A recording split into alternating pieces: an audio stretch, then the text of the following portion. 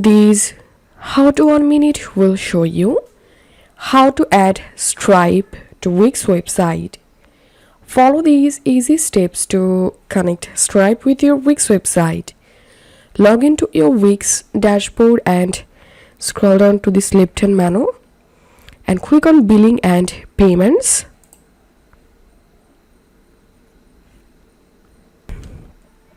And click on Manage Payment Methods. And here, search for Stripe. If you can't find it, click on See More Payment Options. And here, search for Stripe.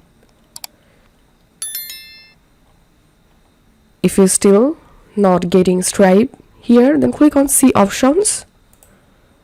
And here you will get the Stripe. Click on Connect.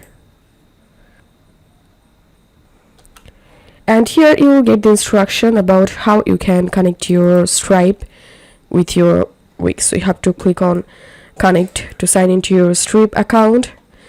Once sign in, your Stripe account will be connected to your Wix account. So scroll down and click on Connect.